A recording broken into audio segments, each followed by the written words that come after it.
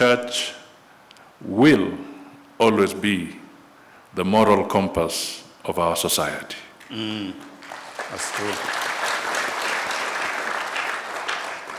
When everything seems to be in limbo, when you cannot see where you're going because there's a lot of fog, when you cannot know whether the tide is high or low, there's that moral compass that is the church that will always help you to find your way.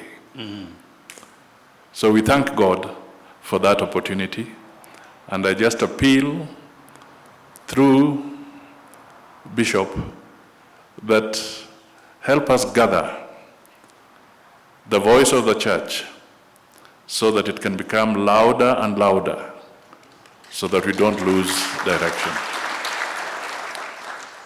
In Kiswahili, when you listen to the young men and women speak, they sometimes say, na huyu ameongea kama watu 10. I'm sure you've heard of that phrase.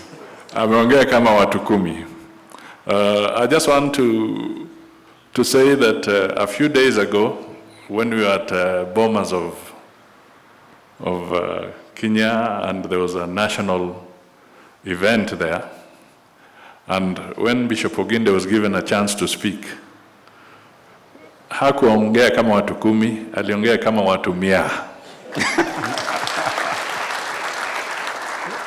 He made a very, very important and powerful, passionate speech to help us as a nation work together and hold each other's hands. Every time I come here, I feel so blessed. I feel like I have a fire burning in me, and that is what I feel today. So there's something that you mentioned before. I think it was Pastor who was praying, and he talked about the fuliza in our in our cell phones. Amen.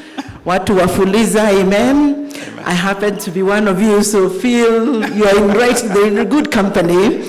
But it's interesting he raised that, because the last time I listened to the Honorable Musalia Mudavadi when he spoke to us in Nyeri, he said we must also pray for this country because it's on the overdrive of fuliza.